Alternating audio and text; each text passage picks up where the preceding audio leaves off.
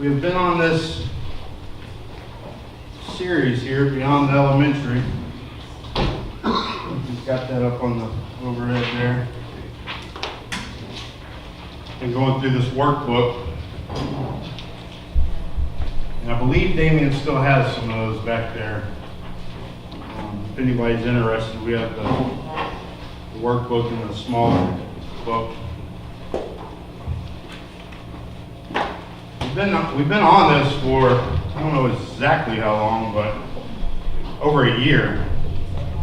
It's been a while, but it's been good. I hope that y'all have enjoyed it half as much as I have. I've heard a lot of these teachings. I've been taught a lot of these teachings, but never in this depth, never in this detail, never this intense. So this has been very good for me personally, and I hope that y'all are getting a lot out of it also. Just going to do a little recap kind of where we've been in it. On the little book it has the steps, the 13 steps. Each one leading into the other one. And it starts out the first 1 through 5. Steps 1 through 5 is really an information stage. It's really ground level. And this is an overlook of our sanctification process, of what this is. And it starts right at religion. And really goes into the battle that we can have in religion versus the relationship. And unfortunately, a lot of people dive into this. They dive into religion, and they never leave that level. They never leave that first step. They get caught into this intellectual idea of Christ and what he is and who he is and how he did it and all the facts. And they never really leave the ground level of religion. The relationship's nowhere to be found. So 1 through 5, religion, salvation, joy. It kind of brings you up out of religion, introduces you into salvation, into joy, talks about healing, and then paints a picture of prosperity. Then we go into the second stage, which is the formation stage.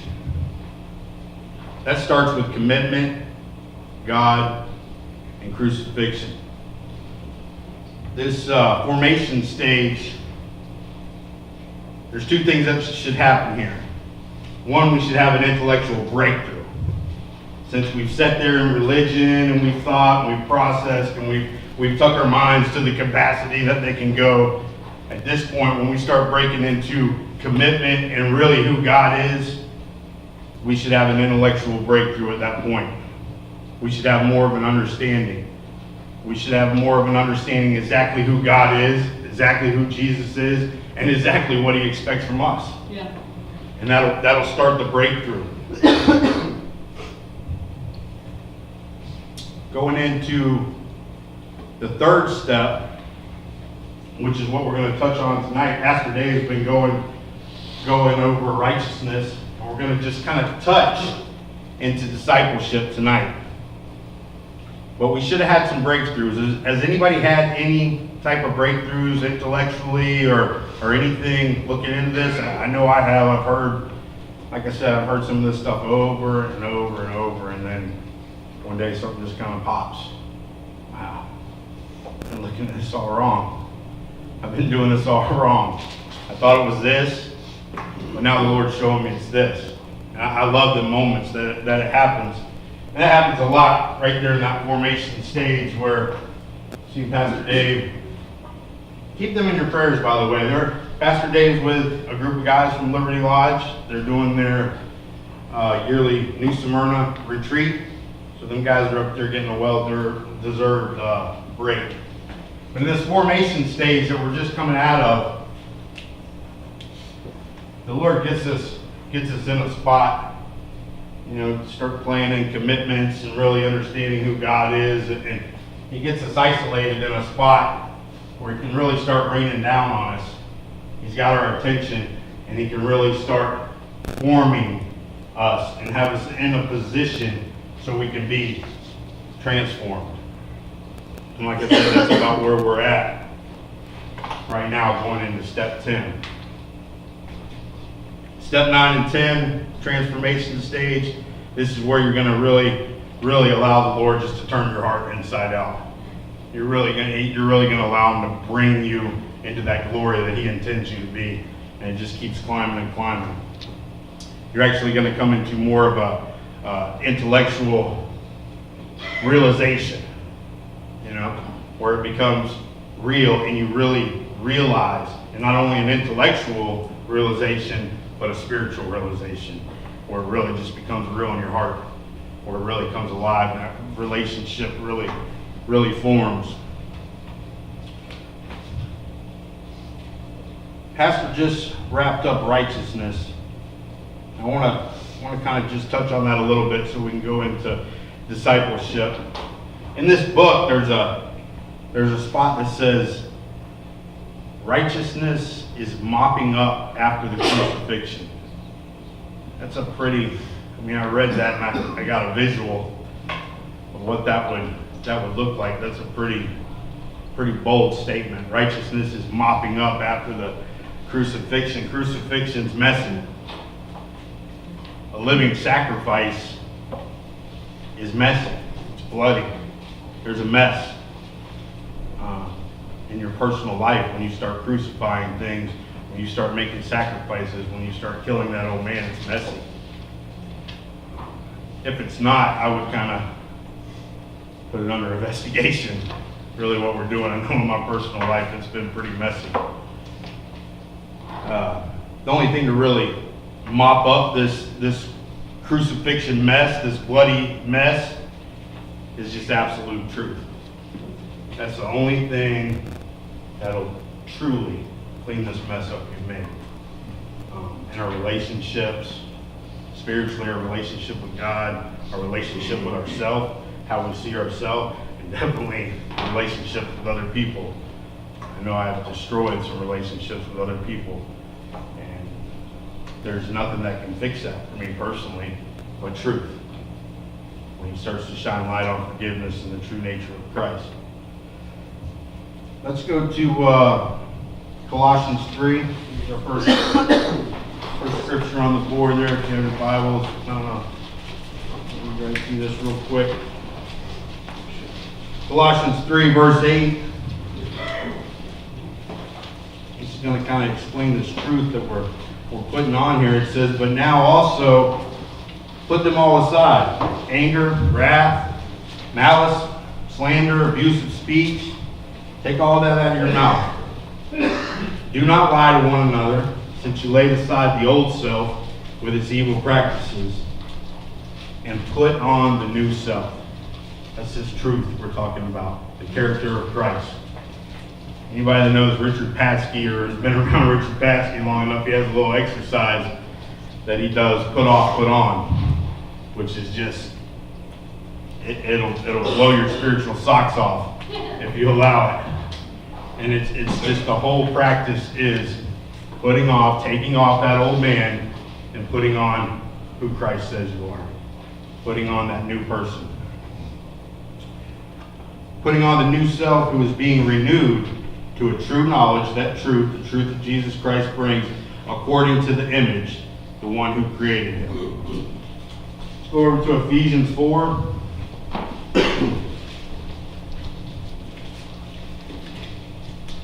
Same principle, Ephesians 4, that in reference to your former manner of life, you lay aside the old self, you put off the old self, you take off the old self, which is being corrupted in accordance with the lust of deceit,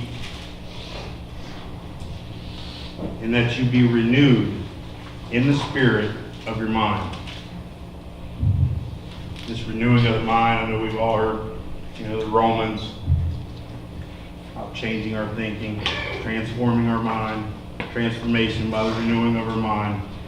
And that's what's taking place. The more we wrap our mind around our righteousness, it allows these breakthroughs to happen. We start breaking through our stinking thinking and all that stuff that we bring to the table, all of our faulty belief systems. It allows us to do exactly what this lesson is called, and that's go beyond the elementary. Once we start having these intellectual breakthroughs and these spiritual breakthroughs, that's when it frees us up to go just what Paul and them charge us to do, is to go beyond the elementary, press towards maturity. I think that's in Hebrews 6:1, pressing on maturity. Once we mature, we start to mature just like when we were growing up. Some of us it takes a little longer, but when we're growing up, we get to a point where I have got to a point where I have to kick some people out of my life. When I start to have some realization, start to mature, physically, spiritually, we have to get to a point where we kick some people out of our life. We have to remove them out of our life. Any of y'all had to kick some people out of your life before? Amen. Well, the people that I'm talking about tonight, the people that we're going to have to kick out of our life tonight in this situation, the first person we need to kick out of our life is who we think we are. That's the first person we need to kind of move to the side. Some of us can have a very high opinion of ourselves. Think a little highly of ourselves than we ought to. Some of us can have a very low opinion of ourselves. I'm just never going to make it. It's as good as a middle program. I've been on both sides of that, you know. Start going through that emotional roller coaster where it's just one way or the other. We need to kick them people out of our life. We need to kick that prideful guy out of our life. We need to kick that self-righteous person out of our life. We need to kick that self-pity, self-condemnation. We need to get that stuff out of our life. There isn't room for it. We need to put on exactly who Christ says we are. And who does Christ say we are? Christ says I'm 100% righteous, right? That's what Pastor Dave's been teaching here recently. Christ says I'm an eagle. We just went over that book. Damien has some more of them books too, the Turkeys and Eagles books. He has some more of them for sale too if you didn't get any of those. But that's who Christ says I am. I'm an eagle. I'm not a turkey. I've acted like a turkey. I can still act like a turkey. Hang with the turkeys a little bit. But what do they say? You cannot soar with the eagles and hang with the turkeys. That's right. So we have to kick these people out of our life. But it's it's kind of one of them aha moments when you realize that that person is you. You're the guy. You're the guy you got to kick out of your life. That's like, ugh. You serious? I don't want to play anymore then. I don't like this. This isn't fun. It was good when it was these people I need to kick out of my life, but now it's getting personal. Yeah. It's not as fun when it gets personal. Once we figure out we have that breakthrough, like I said, this is about where we should be, or is a goal to where we need to be, where we have this breakthrough and we realize that we are 100% righteous in God's eyes, and there's nothing we can add or take from that. He loves us because He loves us, because He loves us, because He loves us. Not because of anything I did or didn't do. He loves us because that is the nature of God. When we realize that, that's pretty exciting. That gives me hope. That gives me a reason to wake up in the morning. And I truly realize that. That's exciting. That should get us excited. But another problem that we can have is we get a little too excited. Get a little feel good going on, a little prosperity. Little Jesus loves me. How you doing? Blessed. Anyway, we run to the store, and this is all good stuff. I am making fun of it a little bit, but I mean, this is good stuff. We're on fire. We go to the Bible store and get our ultimate Bible carrier with the 5-pack highlighter system and the bookmarks, and got our Z88-3 sticker on the back, and we're on fire for the Lord. It's exciting. We should be. Not trying to take that from any of us. It's exciting. I got the stickers on the back of my truck, by the way. What did Jesus do? Church is one. Discipleship helps us kind of bring that back to reality. Gives us a little balance there. How many of you ever met somebody they're so heavenly minded, they're no earthly good? Can't even carry on a conversation. Kingdom minded, ministry minded, on fire, but can't reach them. They're no good down here. They're up there on harps, floating around, holy as the Lamb. I'm sorry, but my life is not like that every day. I wish it was, but it's not for me personally. So discipleship, step number 10, it's necessary so we can maintain the righteousness that we've discovered. It's necessary to keep it in balance. Because left to our own, we'll get so excited, it'll turn into what? Pride. Self-righteousness. That beautiful 100% righteousness in God's eyes turns into something that I've brought to the table.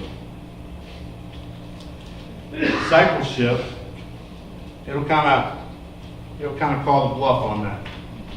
Let's go to Romans 6.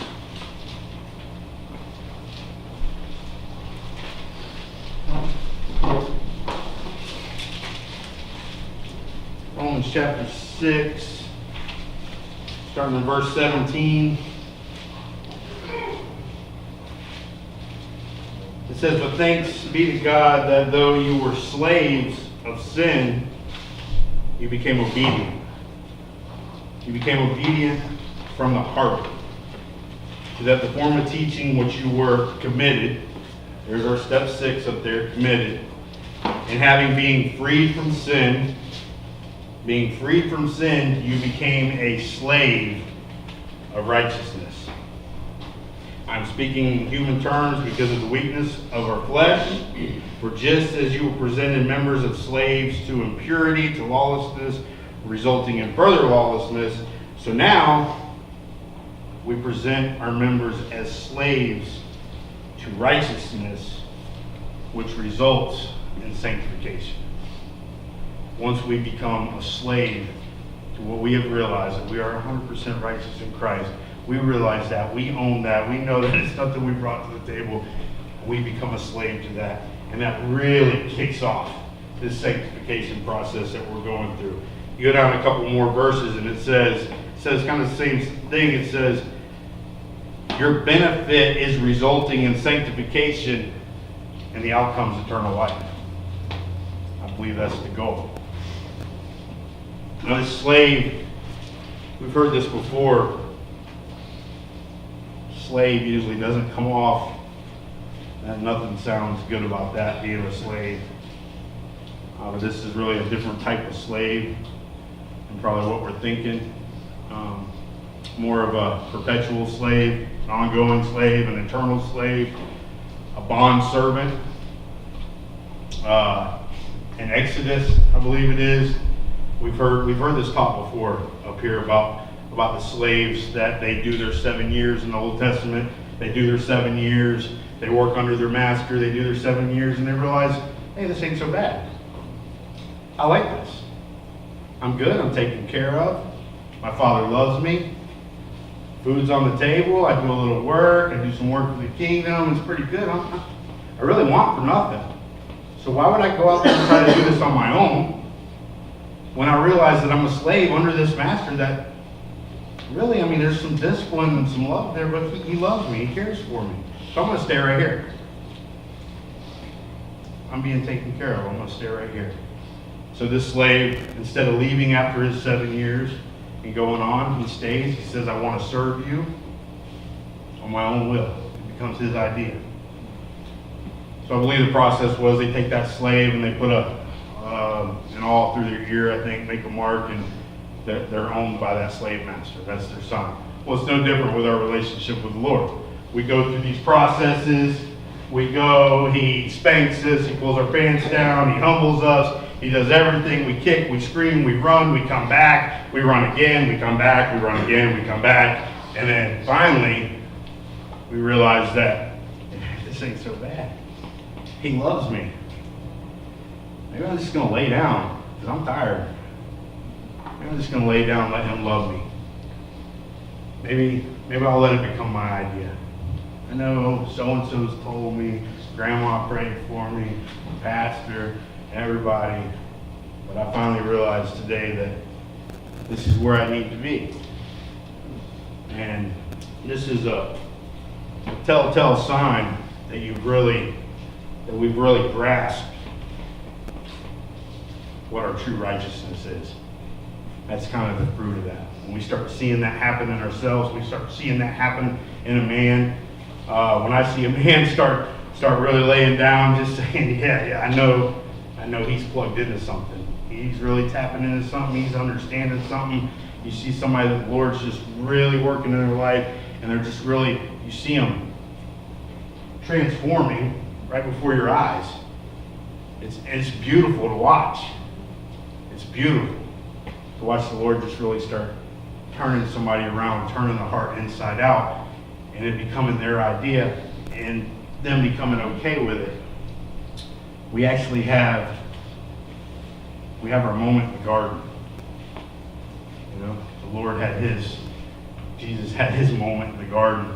Well, we can have our same very moment in the garden. You know, where we see it in front of us. We know this is going to be hard. We see it. We've counted the cost.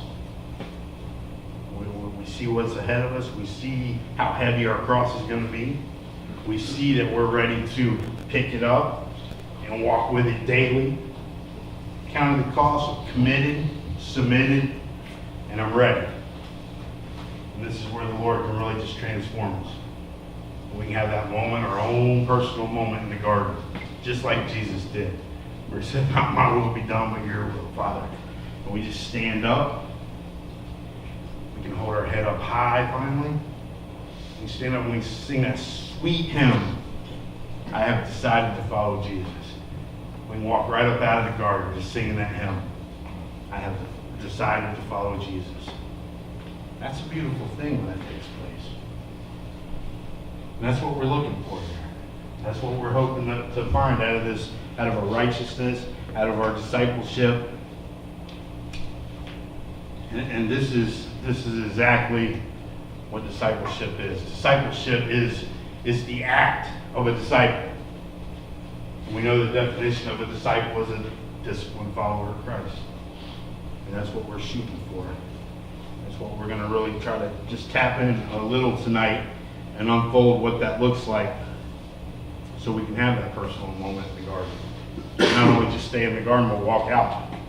Carry that moment out of the garden. Matthew 28:19, we know this. Jesus commanded his disciples to go and what? Make other disciples. He didn't call us to be Christians. He didn't call us to be Sunday warrior Christians. He called us to be disciples. It's something totally different. Something totally different than a Easter Sunday Christian. Matthew 22:14. For many are called, but few are chosen. And this is stuff we've been hearing along these steps. But hopefully now it'll really start making sense on how this process plays, one on top of the other. For many are called, but few are chosen. The reason few are chosen is because many don't answer the call. The call is out, and Pastor Dave's taught on this. The call's out for everybody. Many hear it, but few really answer it. Few really have that moment in the garden. It sounds good.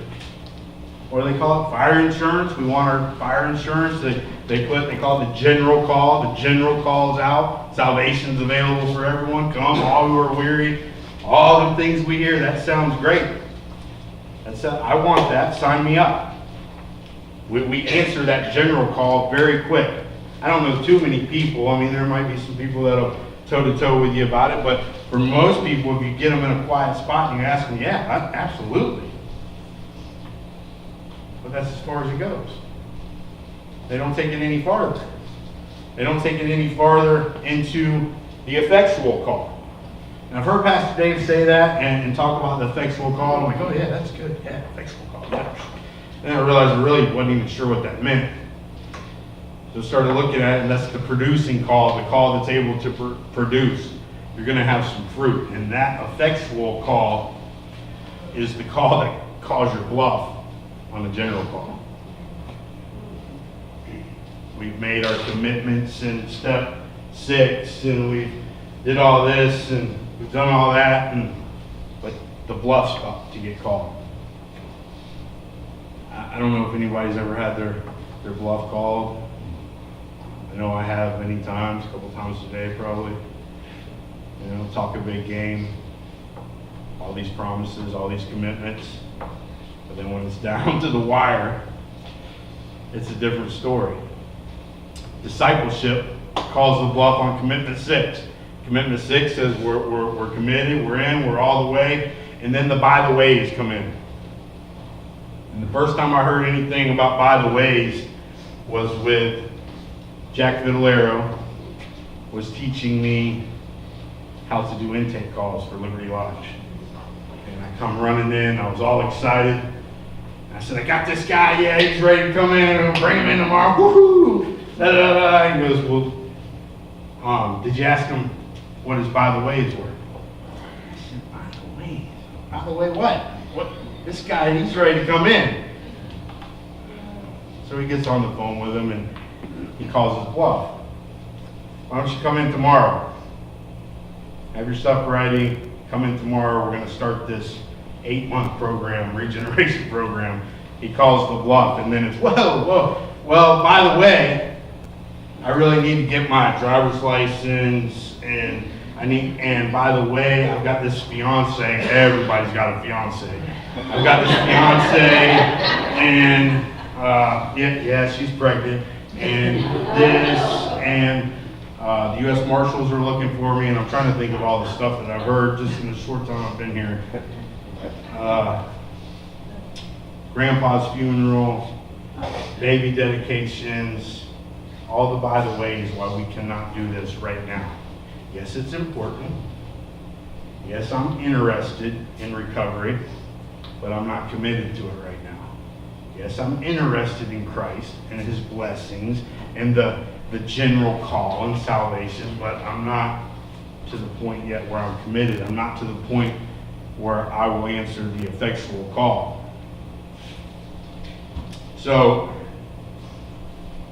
another thing that this discipleship is going to bring to the table, after we get through all that, all the by the ways, another thing that it's going to bring to the table, and this is another one that takes the breath out of some of us, is that we don't have the sufficiency to finish it. I've signed up. I'm all in. Come, take me, yada, yada, yada. I don't have the power to do this.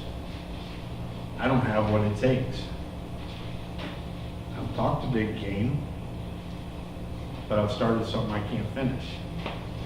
I can't personally do this. That's depressing. Maybe not for everybody, but for a prideful person, that's very depressing. When we figure out we just don't have what it takes. Can't do it. Can't do it by ourselves. We can't do it alone. At this point, there's no other alternative than to what? Rely on his grace. 2 Corinthians 12:9.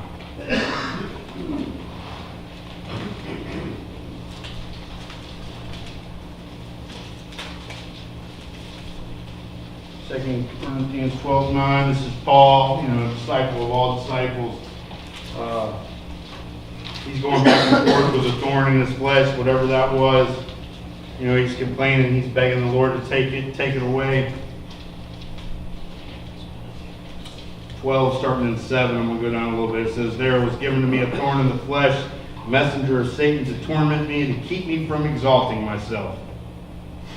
Concerning this, I implored to the Lord 3 times that it might leave me, and he said, my grace is sufficient for you, for my power is perfected in your weakness. I've heard that. I've heard it. I've heard it over and over. I've heard it preached, read it, well, it's good. And I can honestly say the Lord just showed me that in my personal life probably a month ago, 2 months ago, where it really come alive, and the Lord showed me through all the stuff, all the upbringing, all the church, all the programs, the jails, everything that it's entailed, every high mountaintop that I ever thought I personally had, it was at my lowest point where I thought I was done, I had failed, I had blew it, I'm a failure, I'm no good, I've ruined everything. I took it to the point that Christ cannot even pull me to where I am.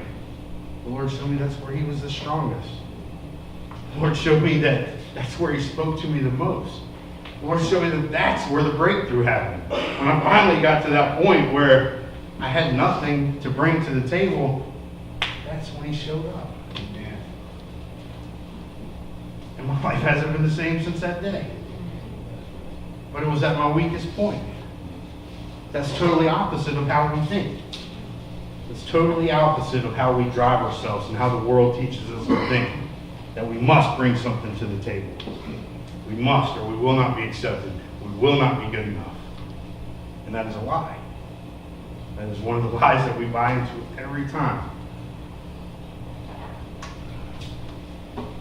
Just making sense? Yeah. So at this point, there's really only two choices. You can either abide in Him, you can abide in the vine. We know that teaching. You can either plug in, I think Pastor just did that in church. You plug into the source, abide in the vine, or we can quit. Just quit. Lay down. Not in a good way, lay down. Just quit. I've quit before. I've quit many times in my life. I'm sure I'm not the only one that's quit and just given up. We know where that takes us. I don't believe we want to quit. I honestly believe if we really wanted to quit, we wouldn't be in this room tonight. We wouldn't be here. We're here because we're looking for something different. Yeah. We're here because we're wanting hope. We're here to look for a reason, to find a reason, to grasp a reason, to keep going, not quit. Yeah. So I like that choice. I like the abide in the vine choice. I think that's a better deal.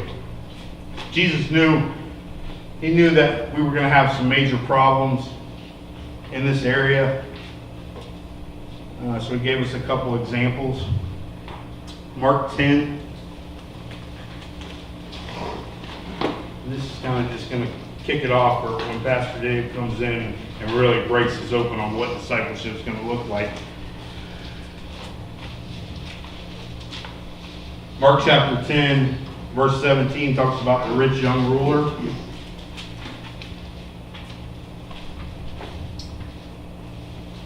This is a guy, he met Jesus. I'm going to jump down to about verse 20. Jesus tells him what to do, keep my commandments, gives him the list. And this guy said, oh, I'm good. Yeah, he said to him, teacher, I've kept all them things. I did that from my youth. Looking at him, Jesus felt a love for him, and He said, you lack one thing. Go and sell your possessions. Give them to the poor, and you'll have a treasure in heaven. And come and follow me. That was the effectual call. Yeah, you've done all the general call stuff. You've made all the commitments. You've said all the things. You've followed the rules. You've got the knowledge. You understand the word. But now it's follow me. Then He hits him by the way. Well, I can't. And Jesus felt for this guy. But at these words He was saddened, and He went away grieving, for he was the one that owned a lot of property. It was going to cost this guy too much. This guy counted the cost, and he said, I can't do this. Another one is Luke 9. These are all examples of what not to do.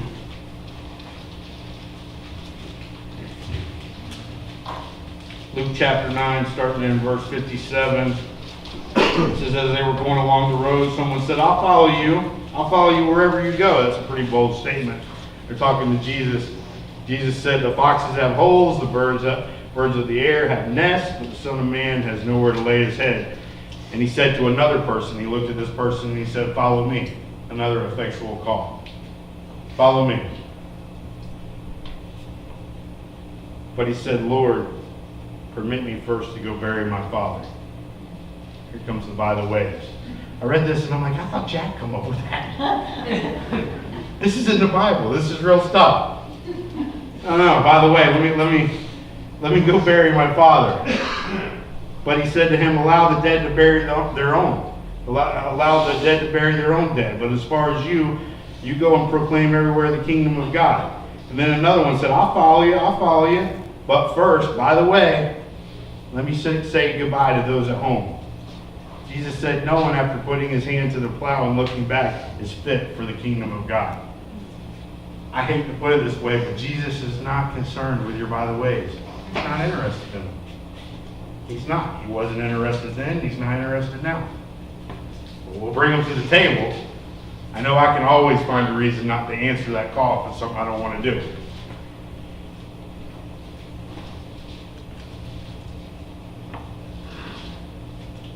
After grasping that we're 100% righteous, after grasping what it's like to have our moment in the garden, after grasping what discipleship's going to be and the freedom and peace we can have out of that, we should be seized with amazement, just like Peter was. Luke 5, this is where he was in the boat.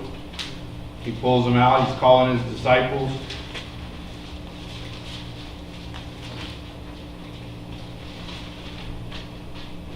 I'm going to paraphrase some of this. He calls them out to the boat. He tells them to lower their nets in the deep water. They pull in a bunch of fish, and it says, for amazement has seized him and all of his companions because of the catch of fish. He goes down. Jesus says, do not fear. Now you will be catching men. And when they had brought their boats to land, they left everything and they followed him. This is totally opposite of by the ways.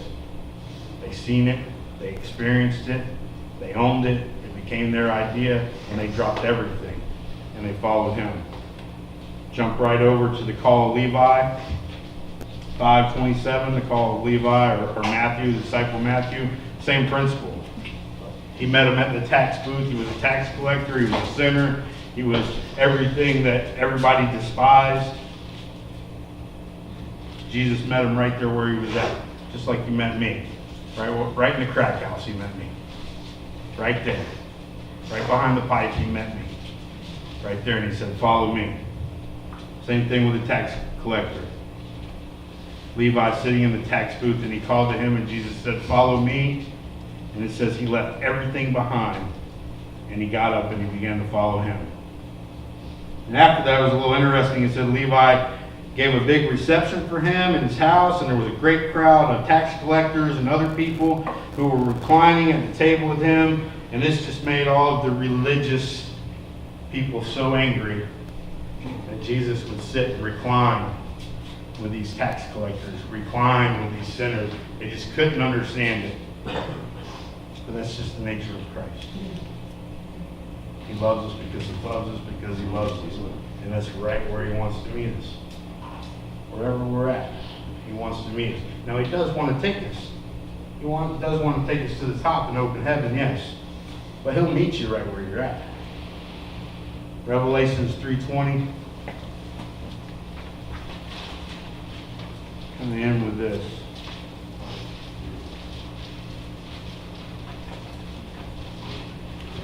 Just as Jesus was dining with them, he wants to do the same with each one of us. Revelations 3:20. It says, behold, this is Jesus talking, behold, I stand at the door and knock. If anyone hears my voice and opens the door, I will come into him and will dine with him and he with me. He who overcomes, I will grant to him, and I will sit down with me on my throne, as also I have overcome and sat down with my Father on his throne. That's exactly why we're here tonight. We're here to overcome. We're here to learn how to sit with the Father who wants to dine with us. The last verse down there, paraphrase John 13, 34, 35. It's where he says, I give you another commandment, and that's to love me and love others as I have loved you. And it says, this is how you prove to be one of my disciples. Talk's cheap. We can do this, we can do that, we can make commitments, but until we answer that effectual call, until we put it to our feet, until others are able to see it by the love that we're given, it's not worth it. Amen? Amen. All right, Pastor Dave's going to come back and he's going to start kicking off this discipleship. Hope you all enjoy it. Have a good night.